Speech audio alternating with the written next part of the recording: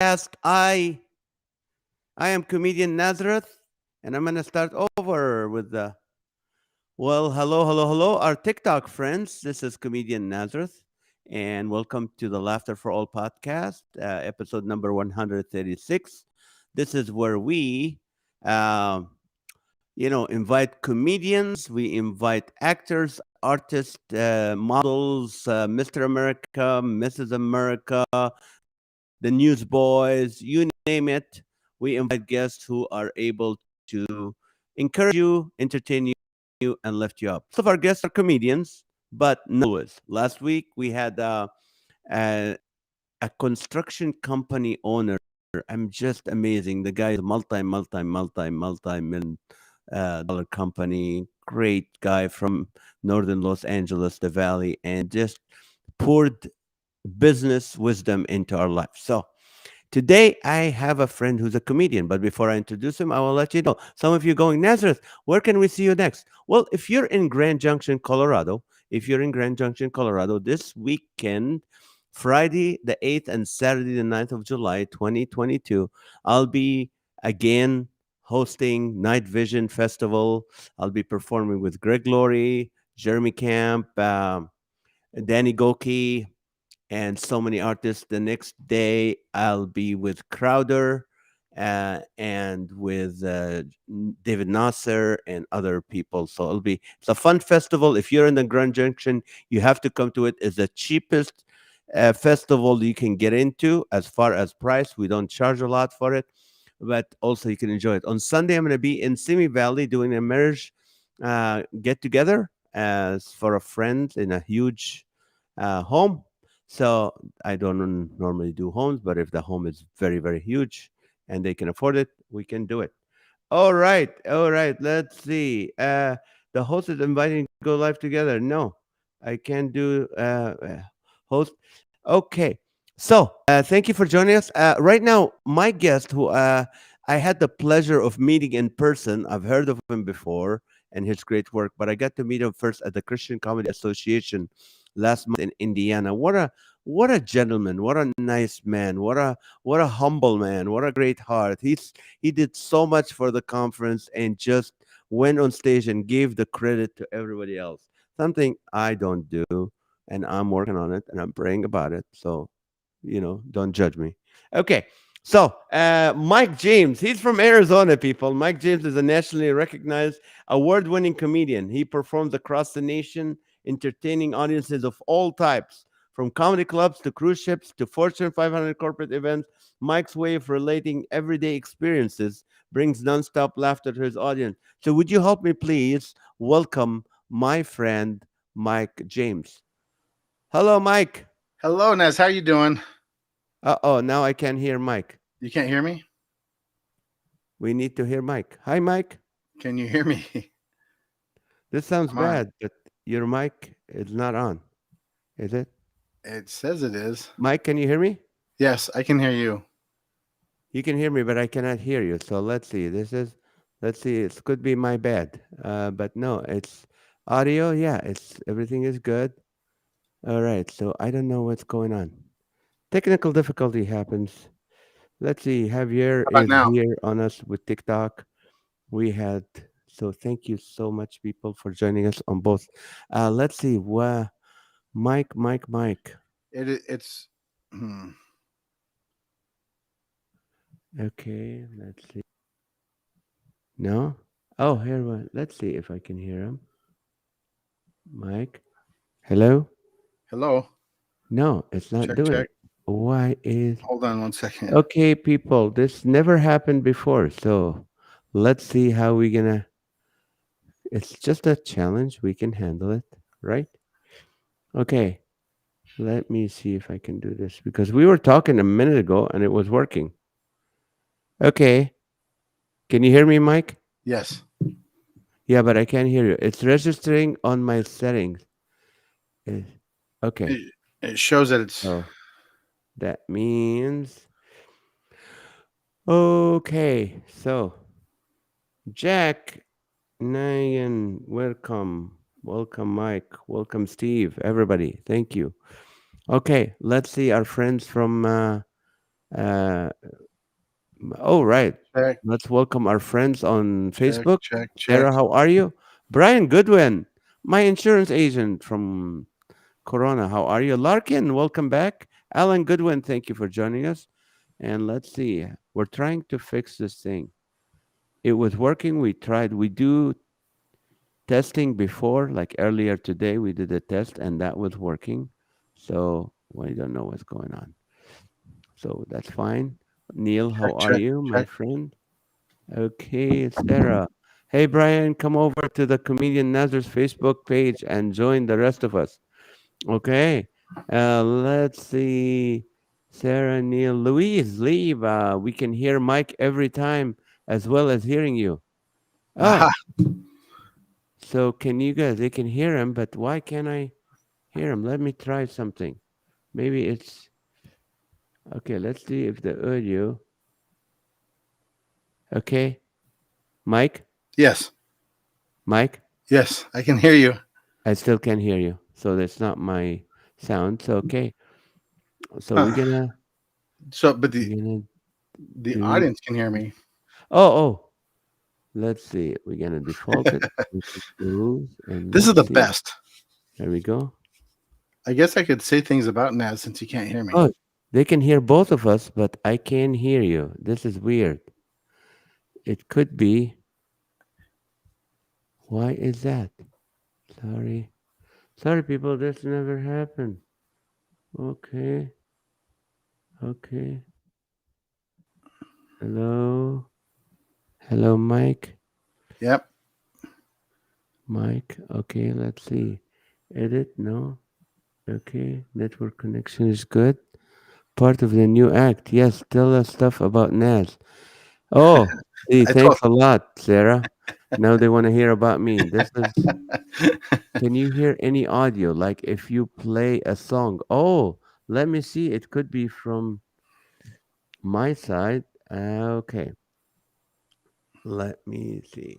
Okay. I'm guessing he's got his We sound muted or go something. to YouTube and Mike James, and let's see if we can hear him. Okay, Mike James. Here you go, Mike James.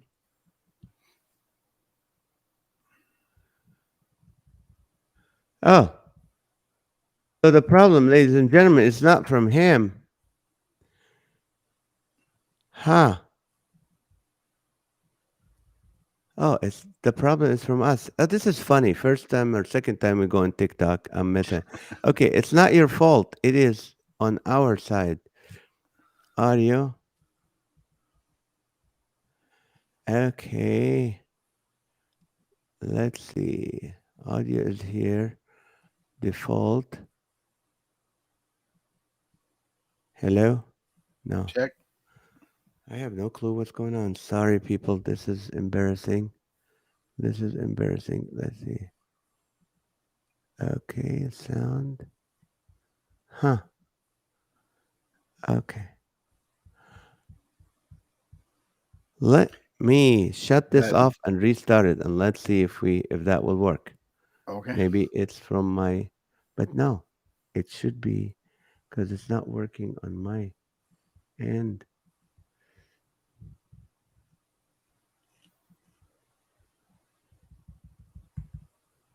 Huh, that's bad. That's bad. Okay. Let me start over this. No, it's not. All right. You know what I'm gonna do? I'm gonna restart my computer. How about Okay. that? All right. I will While we're rejoin you doing in a this. few minutes. All right, Not sure if TikTok you can hear me. people, you still with me? You still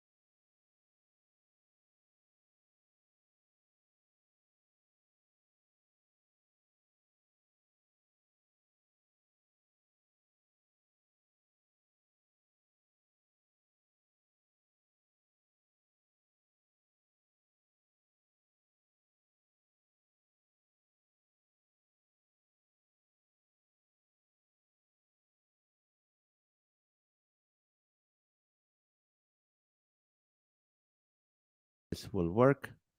Okay. All right. Let's see if something else is working. Here we go. Let's see you too. You, Mike James. See if that will work with him.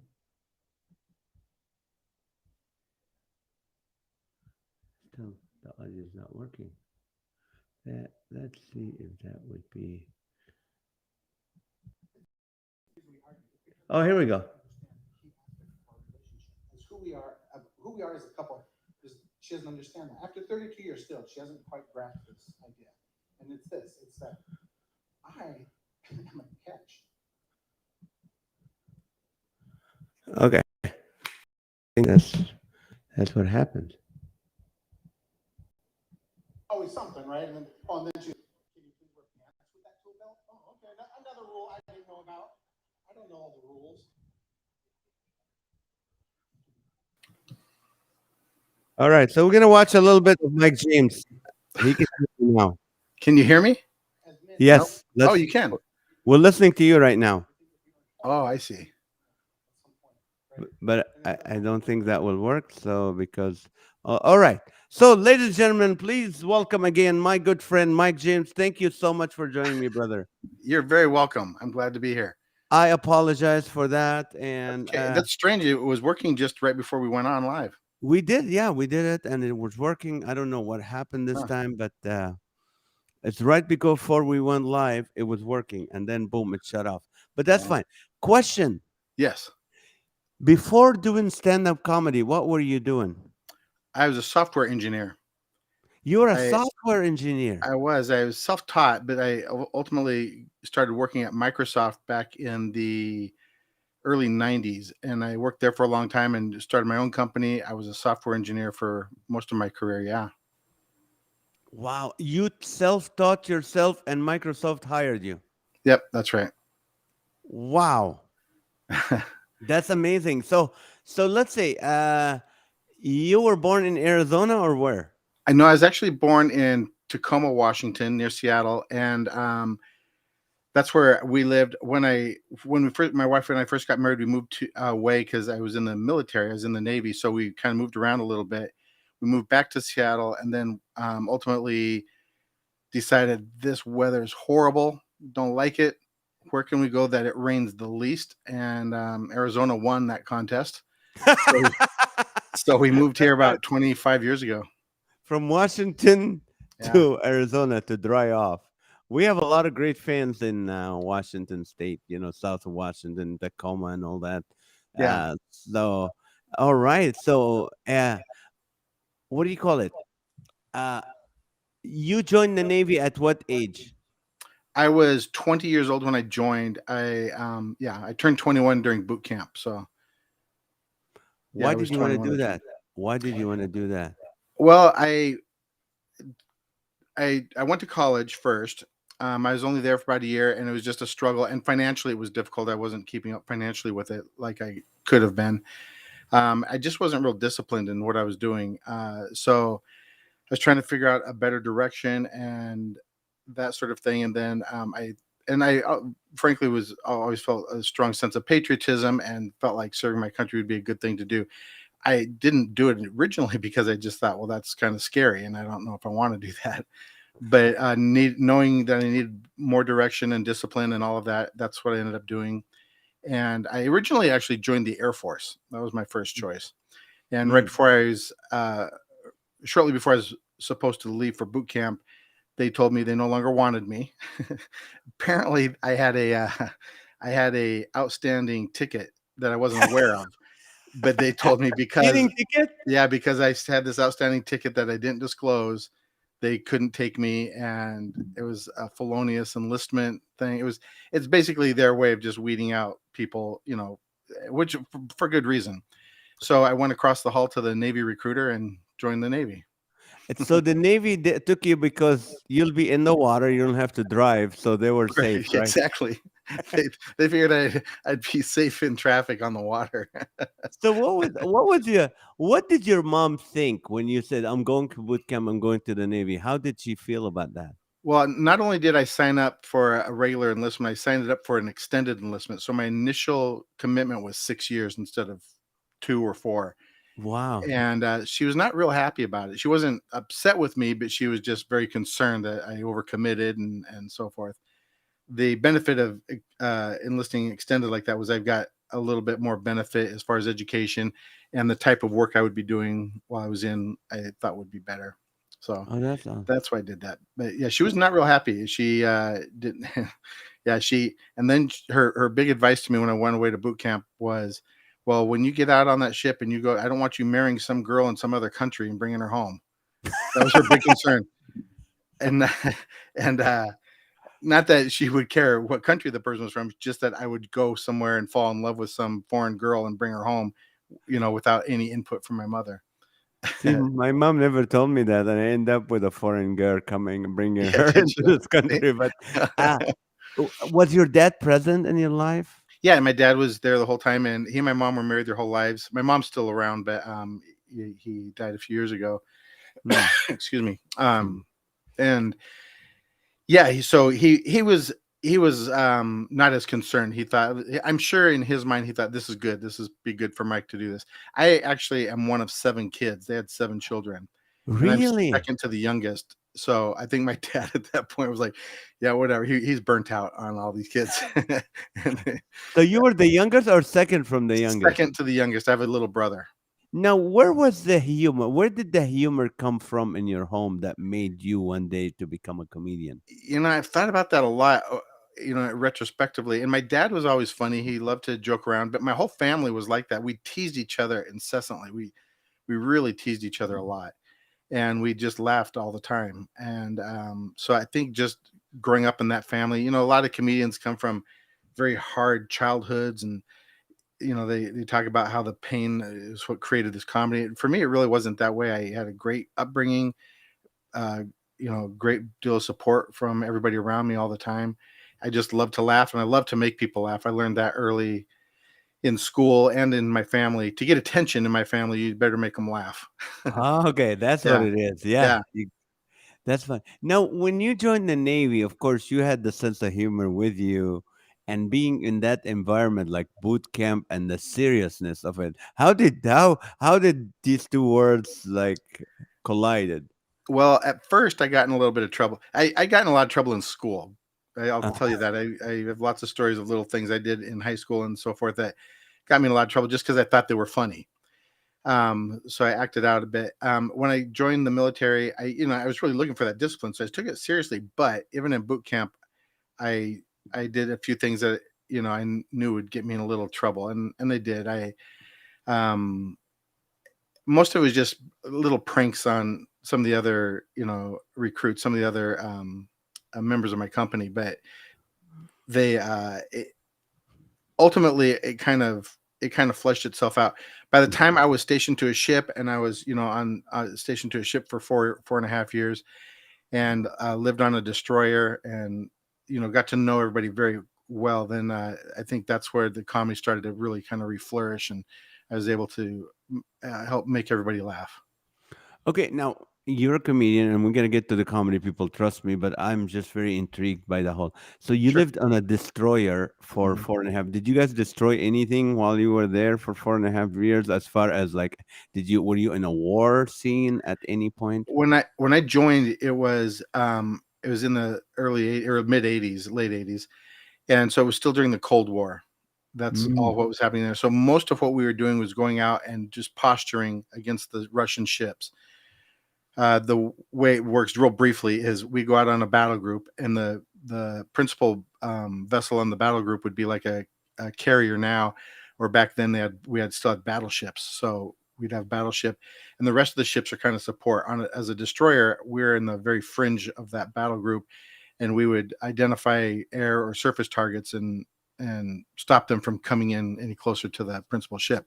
Well, during the Mm. Cold War, we didn't have a lot of action doing that.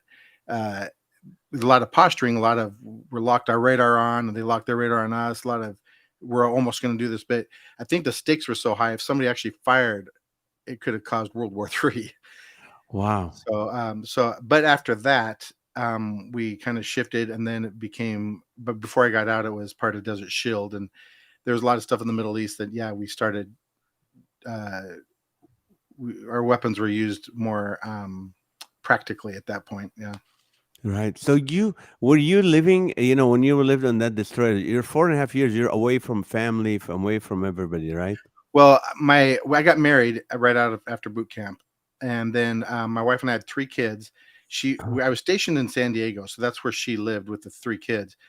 I lived there too with her, except when I was deployed. But I was deployed for 6 months at a time, and even when I wasn't actually deployed, we would still take 2-3 weeks out. So I really wasn't home very much at all. I lived primarily on that ship. And you're still married to your wife. I am 36 years. So that means, praise God for you. And that means you guys, because I do a lot of military events and I Yeah. know a lot of divorces that happens because of that separation. But somehow you guys have a right formula. And what was it that made this work for you guys? Well, I always had a real strong sense of family, but I honestly will have to give all the credit to my wife. It is a difficult life being a military wife. It's not a lot of money coming home to her, and she had 3 kids and was scrambling trying to raise them pretty much by herself, aside from the financial support I gave her while I was out. And but she hung in there, and just we just made it a priority. When we first got married, I grew up Catholic and I was raised Catholic, and that's kind of where my faith background was. She grew up Protestant and a lot of Baptist and Protestant churches and things that she grew up in, and so we had a common faith, but they were kind of a different perspective, a different flavor of that faith. Yeah. And she really taught me to learn to know who God was on a personal level. It wasn't just an academic thing anymore. And so over the years, that's really what both of us kind of aiming for that same point is what kept us together for sure. That's just amazing because you're right. You give her all the credit for that, for making it work and your Oh faith yeah. and all that. So do you think your kids now look back and go, Dad, you weren't there or no? You know, my son was 4.5 or 5 when I got out, and Okay. my other son was just 3, and my daughter was only 2. So they don't really remember much of it. My older son has vague little memories of some of his friends back then, but I don't think they remember it as me being gone so much. So they no, they don't have that. And I have a great relationship with the kids. I, on the other hand, feel like it caused a lot of stress. I don't want to say I have guilt or anything for it, but I do feel like there was a lot of things that happened because I was not there for them, and I wasn't there for my wife either for so much of that time. Well, Those yeah, are things you regret later.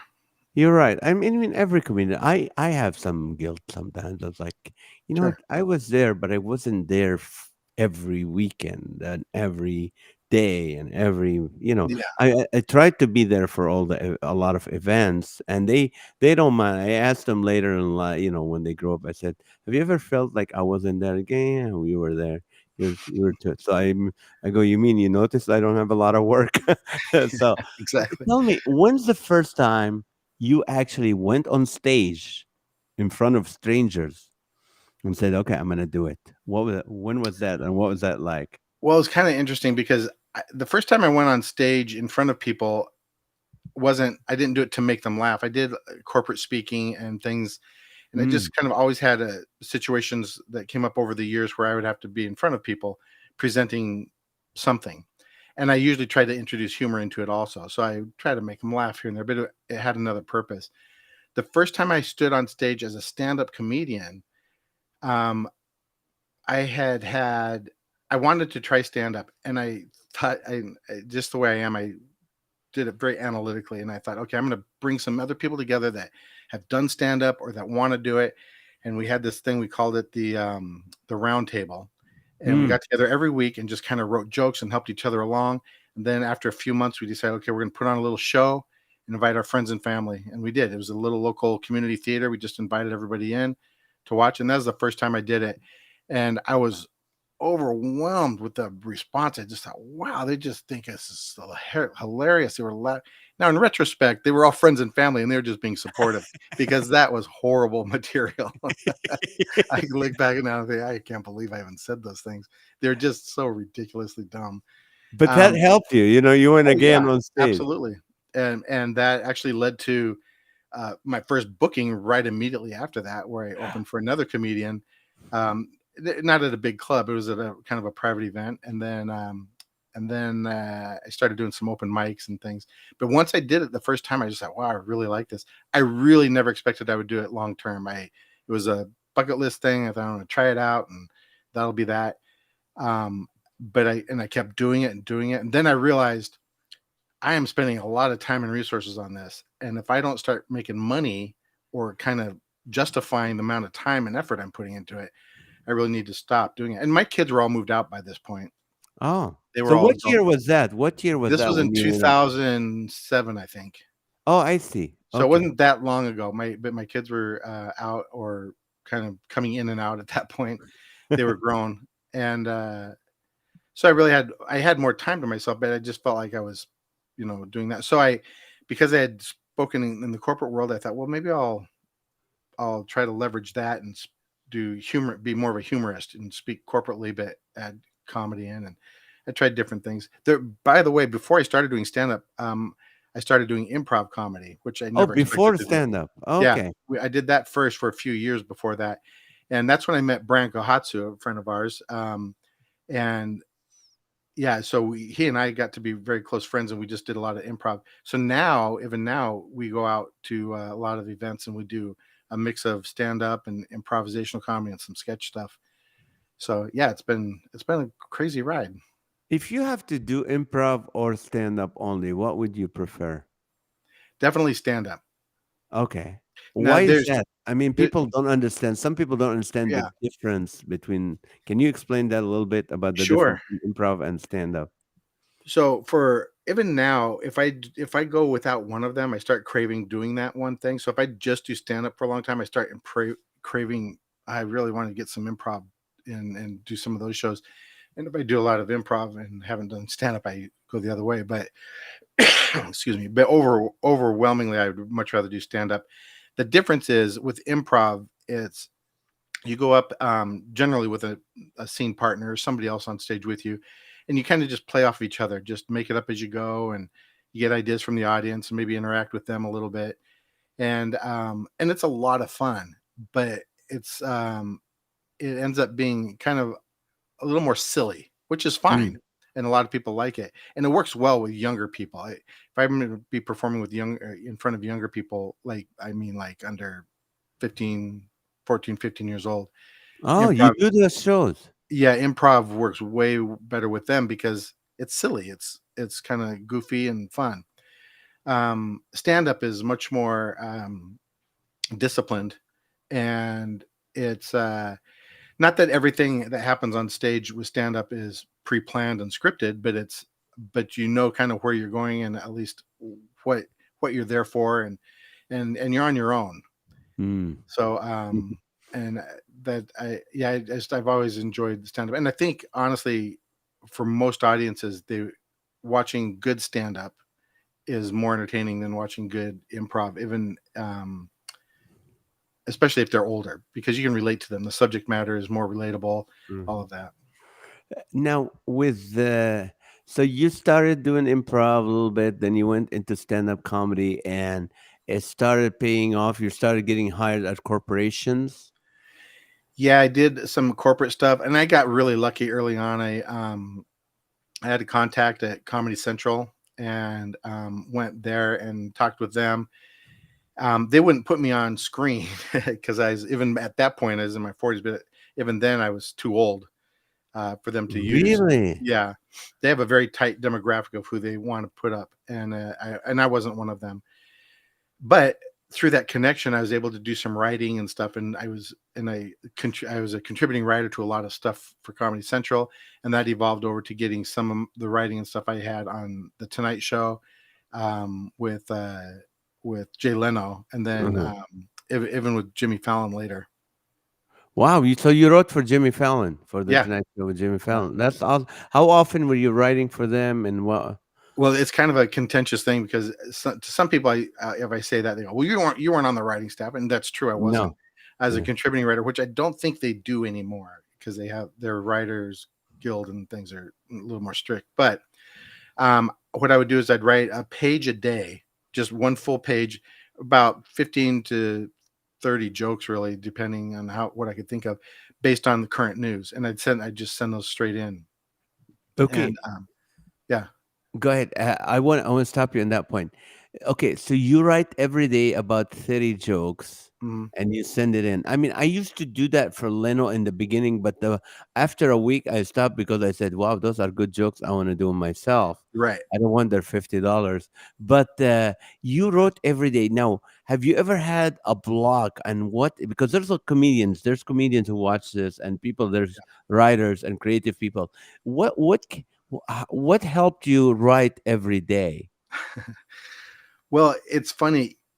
Going back to when I was in the military, if I wrote a letter to my wife every day, it was so easy. I could write and write and write, and but if I said I'm going to write a letter and then wait a couple weeks, all of a sudden it became very difficult. Not because writing was more difficult, but I felt like I needed to write what was the most important over the last 2 weeks, as opposed to here's how my day's going, and I lost a pair of underwear in the ship's laundry, and you know those little things, which after a couple of weeks of not writing, you don't want to write those things. They're inconsequential, but Now, that's who's paying for those underwear? The uh, taxpayer or you? no, that's me. Oh, okay, good. I have 'Cause I horrible don't want the laundry taxpayer. stories. But yeah, the so to answer your question, writing every day actually became fairly easy. What really kind of put an end to it was it took a lot of time, and as you said, you don't really make any money at it. But also I found my writing was just get anything out there, anything, and it wasn't clever. I like to think things through, and I like to develop material to be something that's interesting and a little more clever. And this wasn't. These were things like just whatever was in the top of the news, and I had some obvious little uh, um, punchline to it. Yeah. So it just wasn't really very fulfilling. And I had done it, and I felt like, oh, I achieved that goal, so I'm going to move on. It's not like as a contributing writer, somebody sending stuff in, whether you got one on the air or 100 on the air, it kind of feels the same. So it didn't really matter Yeah. after that. Well, let me read what some people. First of all, Sure. Sarah, who's from your hometown, from Oh, Washington State, she said, "Thank you for your service, and also that's good that you started. Your family was laughing, so that got you started." But Alan Goodwin say, "Hey, I'm not a public speaker, so I commend all comedians who take that step of courage to get up on stage and make others laugh and lift out whatever challenges they're dealing with." Well, thank you, Mr. Allen. yeah. Okay, let's see. Anybody else was asking question? Nope. Okay, good. So, let me ask you this. Okay, so when did you start doing cruises? I can't remember the first year. It was quite a while ago. 7 or 8 years ago, I think.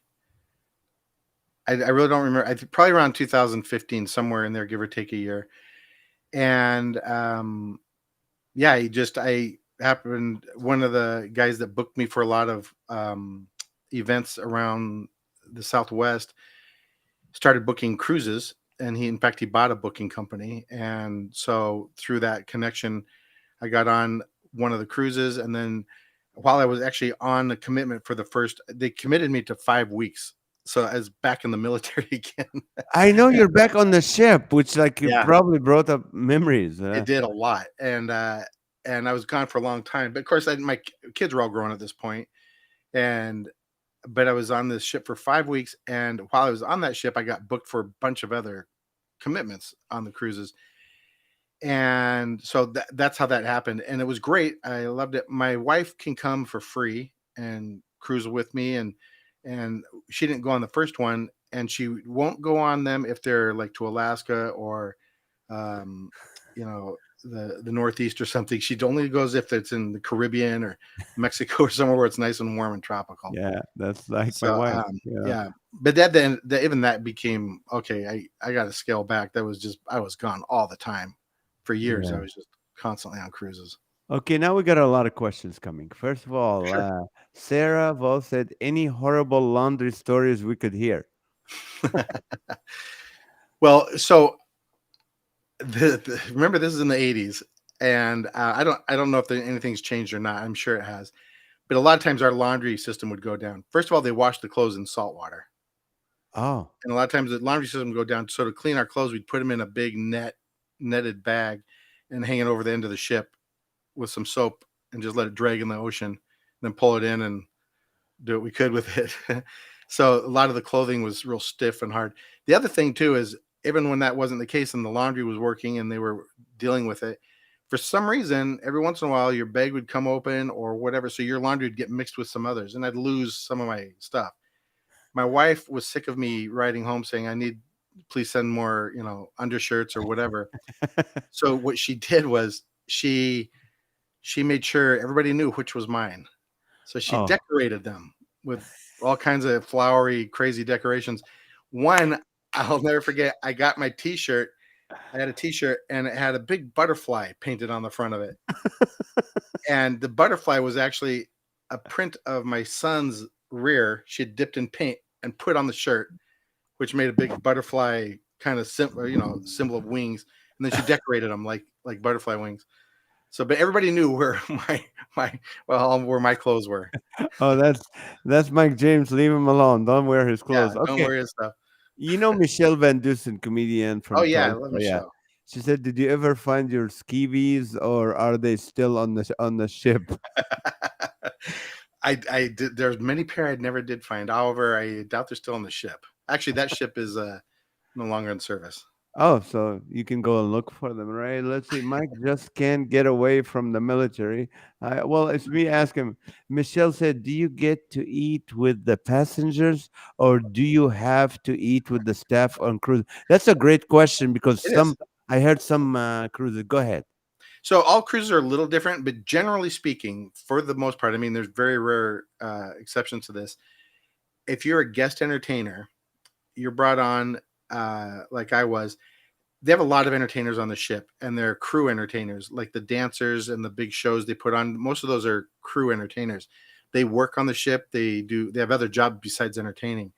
But as a guest entertainer, when you brought in as like a headline guest entertainer, you're treated very, very well. You generally stay in a passenger cabin with a Mm. window, not an internal cabin, a nice external cabin. Now, granted, the window's usually right where the lifeboat is, so you can't really see anything, but they But do it's that. by the And window. but no, I eat up in the buffet and all of that with everybody else. I'm very shy. So when I learned this early on the cruises, I would do a show, and after shows, I'm used to meeting and greeting people and talking to them and all of that. But I'd have a show like cruises, for a week. If I have a show in the middle of the week, I realize after that, everybody on that ship knows me. They all watched me perform and whatever, and so this is a bad thing. It's not good, but I am too introverted to want to engage with all these people. It becomes pretty overwhelming, to be honest. So I would kind of retreat back to my stateroom for the second half. If I had to show early in the cruise, it was tough because I'd stay in my stateroom most of the cruise.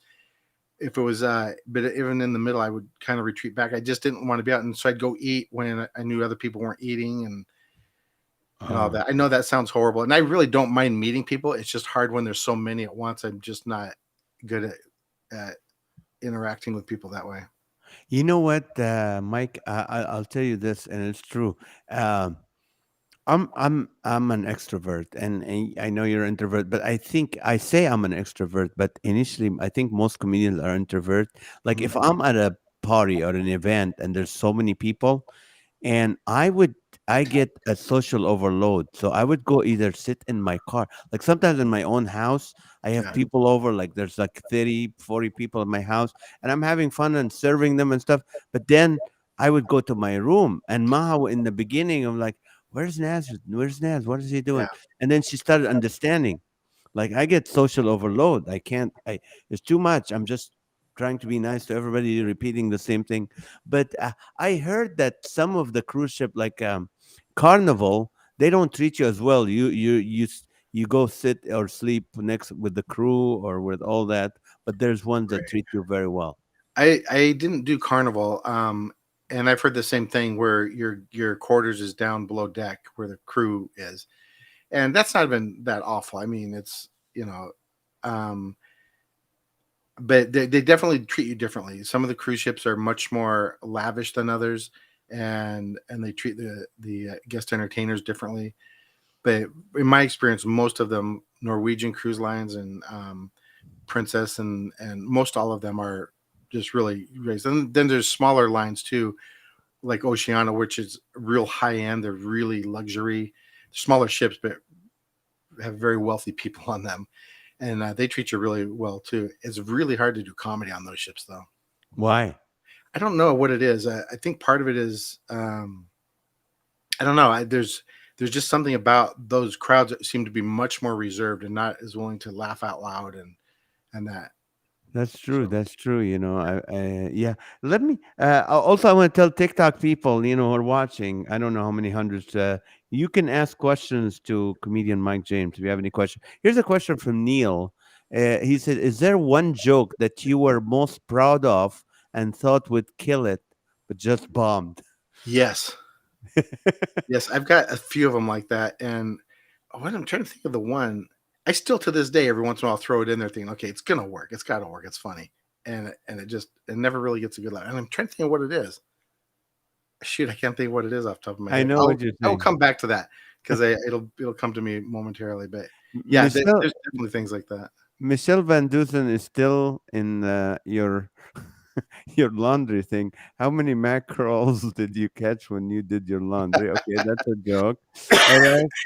He's a decorated soldier replying, okay, I can hear it now after the show. Don't look Mike directly in the eyes. Okay, I won't. Did you and your wife ever do the Titanic pose for fun when you were No, on the ship? No.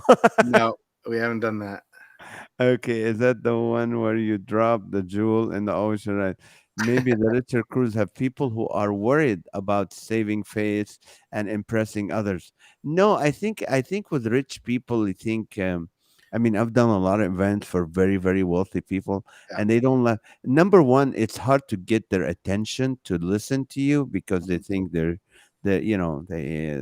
yeah, you're just another comedian. But once you get them laughing, you get the right people laughing, then everybody will laugh. And you're right. Maybe they're worried of like thinking, oh, if I laugh, I would look less, you know. Yeah, I mean, I will say the crowds are a little smaller on those ships, and the shows go fine. They go well. I feel like it just takes a little longer to kind of get them ramped up to the point where they're having a great time. Yeah. Brian Goodwin said everyone has a bomb. Wait, watch out, Brian. This is the Middle Eastern host, so you don't say that. I think what he means, everybody bombs once in a while. Do you Oh have yeah. some good saver lines for them? For if I bomb, Yeah. I usually will say I'll immediately go to the audience and I'll personalize it to somebody and I'll go, well, you didn't like that, and then try to get some information and kind of interact with them a little bit. I never know where it's going to go.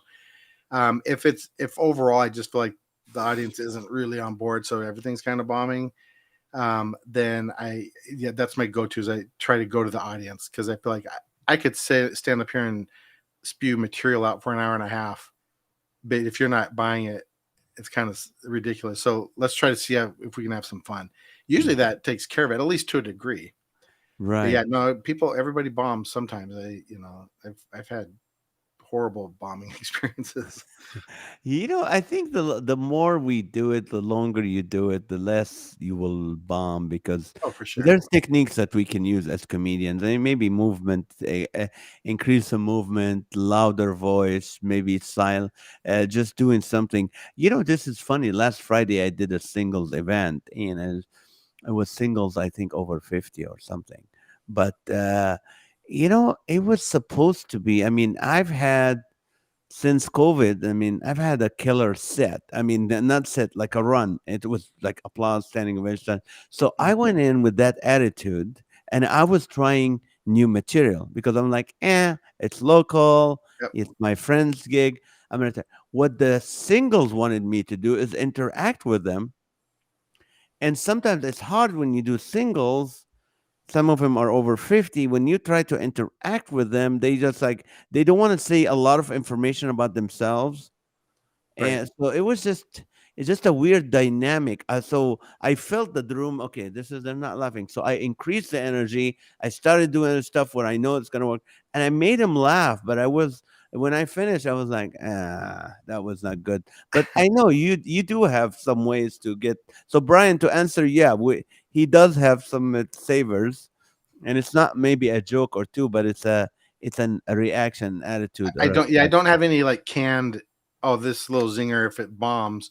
Although I've seen comedians with a lot of those, and I think in my head, I think, how often do you bomb that you have so much material to cover yourself? Because I seriously, I was think that's so strange. But but my trick is, yeah, I think it's just a kind of a safety net for me if I just go kind of into the audience and start to engage them a little bit. Yeah. Because honestly, most of the time anymore, if and you're right, after doing it a long time, you don't really bomb so much anymore. But if I feel like the audience isn't really responding, it's because the audience is just not engaged. They're not paying attention. There's something else going on. Yeah. At a comedy club, it's not. I don't know that I would bomb. I haven't bombed or had a bad set in a comedy club for a long time, and I still do comedy clubs here and there. But at like a corporate event, you never know. There's always distractions. There's always things going on, and it's not always the perfect environment for comedy. And so if that's happening, then usually just going into the crowd, getting them to engage a little bit is all it takes. A question. What's your favorite venue? I know you do corporates, you do cruises, you do clubs, and you do churches. What would be your favorite venue? Um, let's see. Well, the most fun to do is just like a comedy club. It's made for comedy. It's going to go great every time. You can really get people rolling. But my favorite to do, in the sense that the most fulfilling, is churches. When we go out and do these churches, I feel like I'm doing what I'm being called to do. I feel like I'm just doing what I was meant to do in those situations. It's not it certainly doesn't isn't about me. It's about what I'm doing. Hopefully, All the right. people that we're reaching. In other words. That's awesome. What is one of your most memorable shows, Mike? Share one. Oh, I can tell you one. It was a comedy club. It was in Fargo, North Dakota, and I was there for the whole weekend. I was booked to headline the whole weekend, and it was 2 shows Friday and 2 shows Saturday.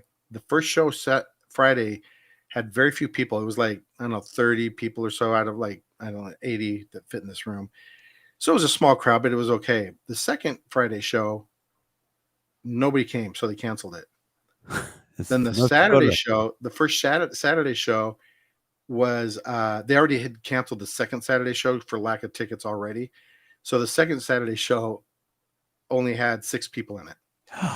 And the reason it was the most memorable is because I had it was 3 couples, and they all came right up next to the stage.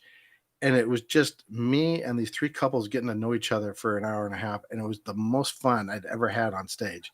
We Oh, laughed so hard. I don't think I really went through hardly any material. It was just us engaged. And it's one of those rare things where just this fluid, fun, great night. And to this day, almost, I think at least 4 of them still follow what I do, and they come out to shows if I'm in the area. that's awesome. Yeah, it Is was really cool. is any of your kids maybe dabbled with comedy? So when I first started doing improv, the reason I did it is because my middle son and my youngest, my daughter, took an improv class in school. It was part of Mm. their theater program, and they were telling me about it, and so I was trying to help them find out. Oh, well, if they seem to be enjoying it, so I was looking around, see if there was things they could do for improv outside of school to explore that further. And there really wasn't. I found a local theater that kind of did a little bit. Their improv instructor left, so I started instructing improv. I'd never done improv, but I kind of watched I just kind of organized. I shouldn't say I instructed it, but I organized it, and that's how I started in on improv. But my Mm. middle son, to answer your question, is, yeah, he's quite the comedian. I don't know that he'd ever go on stage. He never has. He hasn't really shown any interest in doing that, but he's one of the funniest people I know. He's Wow. hilarious. Does your wife think you're funny? um, The honest answer is I think she thinks I'm okay. She even my friends, any other comedian friends I have, they will tell you, if you want to really become humble, tell a joke in front of Jenny, Mike's wife, because she will look at you and go, hmm. And that's a pretty positive response. So Mm, mm, mm. yeah, okay. W- Yeah, my kids are the ones that like will humble you. I mean, I would try a bit on them, like, and then sometimes I don't listen and I do it on stage and I get an applause stop. And I'm going, when I get home, those jerks gonna be living homeless people. Them kicking them out of the house because so many jokes I tried on them. No, Dad, you can't do that. I'm like, okay, and then I do it and it works. Does your wife think you're funny? Oh, I just added. That's a Yeah, funny question right there. I'm sorry. I asked it right at the same time oh, that's Sarah right. was asking. But what do you call it? When did Jesus really grab a hold of your life? Well, I would say really to the degree where I decided I'm on fire committed, it was in I'm trying to remember the year now. It's 1993, I think. I was out of the military. I got out in 1991. And but I was going to church. I was part of the church and very active in the church. And I went to a Promise Keepers event. Mm, And and during that event, I won't say it wasn't because of the event or it was, but just during the event among the guys that I was with, I really became convicted, and that's when I really just poured my life in and said, Christ, I want you to be my leader. I don't want to take control anymore. I don't. I need a stronger rudder than I can provide, and I that's when I really handed it over to him in earnest. There were times in the past where I kind of went through that motion, and mm. but I didn't. It was at that point. It was in the early '90s that it became super important to me. What role does your faith play in your comedy? Neil is asking you. That's a great question, and um, this is actually what I was speaking about at CCA is our faith being important in all aspects of our life. And I think it's for most people, I think certainly for me, it's something I struggle with to make my faith be more of a primary catalyst for the things I do and the decisions I make. So to answer your question, I think it plays a pretty good degree in the sense that I want to make sure that I'm blessing people. I don't want to be somebody uh, that's hurting or making fun of things that would be cause harm or pain to others. So in that sense, it's there. I really want to be able to bring more of my faith in. I will do certain events at churches and things where I talk about my faith a little bit more, but there's really no reason not to discuss it. Even in corporate events, it's not appropriate to preach to them, but it certainly is appropriate to be very clear that you're a Christian and that and that's the life you live. Mm. And Have you that's something I could do more of. Have you ever had any challenges with people like, when you in a corporate event, you know how they're very, very careful and we have to Right. watch what we say. Have you ever had where people say, "Oh, you can't say you're a Christian," or has it happened? No, Okay. not that way. I've had people from church tell me you shouldn't be doing comedy in a church. I've had those discussions, but no, I'm not where you can't be Christian. But I'm not really very outspoken in it either. And the fact that I haven't been challenged is probably not a good sign. I should probably be doing things where I get to the point where there's some challenge. If the enemy doesn't care what you're doing, then you're probably not doing it right. Well, you know what? I'm very outspoken on stage. I Mhm. even in like when I do theaters and performing arts center, I share the Lord. I just tell them about Jesus Right. and all that. So I share. But what I'm saying is like sometimes people, some comics, Christian comics, will just do an excellent job, and then that kind of brings people. Somehow people will notice. Hey, and I'm sure someone walked up to you at a club or at a cigarette and said, I bet you you're a Christian. Yeah. It's funny because I get that a lot. simply because I was the only clean act. And so, they say, "Oh, you must be a Christian." Um, but but yeah, no, you're right. I do that, and it's certainly nothing I hide. It's just it could be more present in presenting myself to people than it has been, and and so that's definitely something I want to just keep working on and make it more part of it. Because honestly, as Christians, there's a lot of comedy there. There's a lot of funny, silly things that we do and the way we look at life and all of that. Right. First, I want to say to Sukuyisu, thank you so much. You love my dry barker. Thank you so much for joining us. First time here. Thank you. Michelle said, how do you use your faith on stage? Do you tell Christian jokes? I do. I used to do this joke I loved about how new Bibles are like new tennis shoes. But they're they're the opposite. You don't want people to notice you have a new Bible, but you want people to notice your new shoes. That was the get you. You don't want you if people see you have a Bible and it's not scuffed up and folded, and they think, oh, you're not taking your faith seriously. And then I used to do a joke about how people pray in a group, but they use prayer as a way to communicate to each other more than to God. Oh, that's Uh, funny. you know, so anyway, I do that in a lot of settings. You do have to be a little bit careful because you can't. No, those things would be fine in a corporate event, but you got to be careful as far as trying to bring any level of conviction to people in those Hmm. events because it's not what they wanted. It's not what they hired. It's a little dishonest to kind of bait and switch that way. Right. But like I said, I certainly would like to make it more an element of the speaking I do. Sure. Neil, again, do you have, that's a good question. Do you have a Christian set and a regular set or? Don't. When I was on the cruise ships, they would often say, "Okay, now we're going to do the adult set, so the dirty show at a later time at night."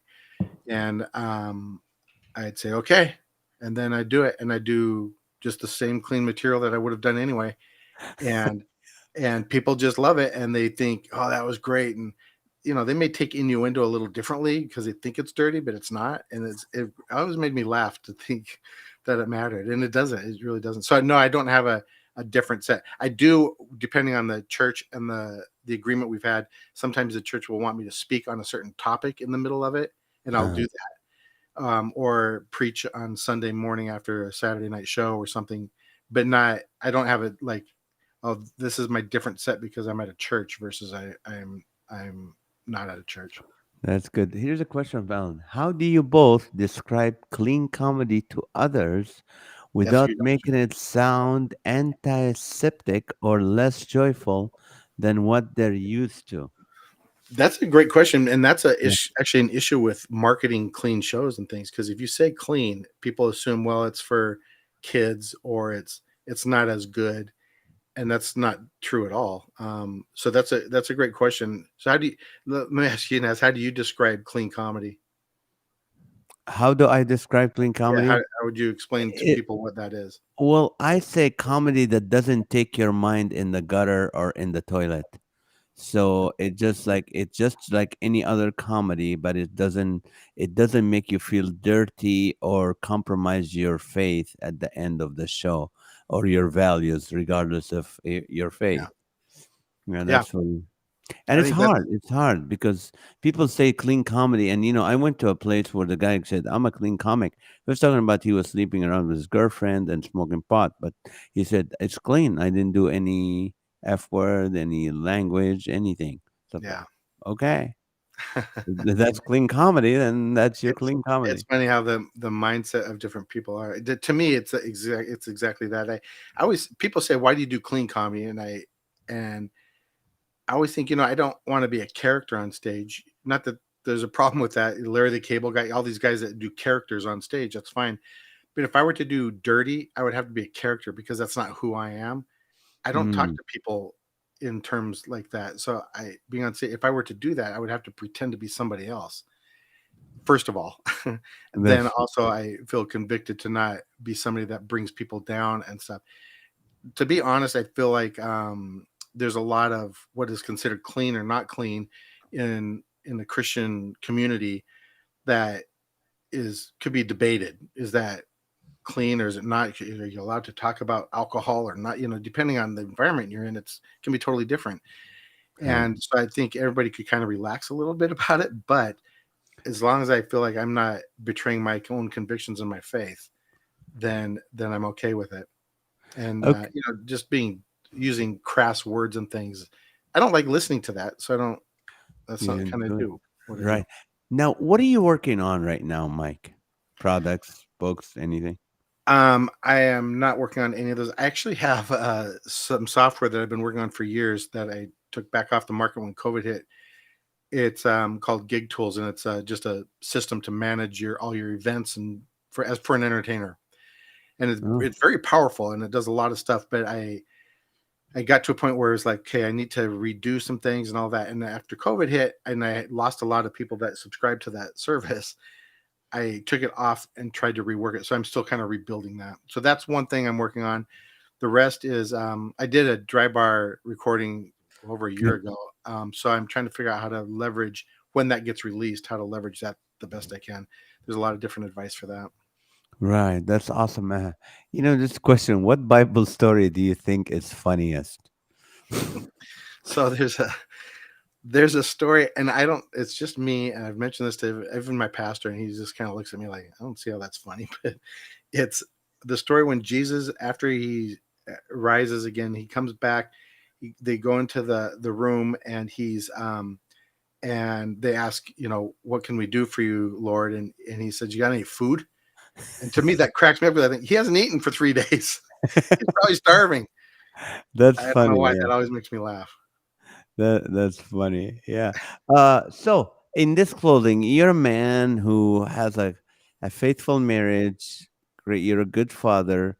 You served your nation. Thank you for that. And you're a funny man, and you're doing comedy and you're blessing people. How can you close this event? Before you say that, I'm gonna ask you a question, but before that, I want you to tell us how can people get a hold of you and to book Oh, you and to get a hold of you. But how what do you tell people? How do you encourage people? Maybe something that you encourage yourself with to keep going in this time and day. so First of all, your how can people Oh, the get a hold of communication. Oh, you? sorry. Yeah. So Mike James Comedy. That's my Facebook handle, my Twitter handle, my website is mikejamescomedy.com. So anything Mike James Comedy, you'll be able to find me. um, as far as the other question, what I do. So 7 or 8 years ago, I went to the first CCA conference that I went to, and that really encouraged me just so much. I didn't have other people around me like that were comedians, that were of faith, and I made a lot of great friends that I still have today. And so being a part of a group like that, it really helped. And I keep in contact, all the time with these people that I met through that and other Christians. So to me, it's just a matter of that fellowship, having good fellowship with good, strong believers around you, and that's what encourages me.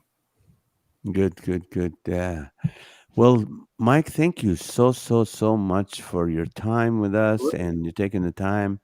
And and I know it's Arizona and it's July, so being indoors is awesome. I appreciate. What's next for you? Where's your next gig?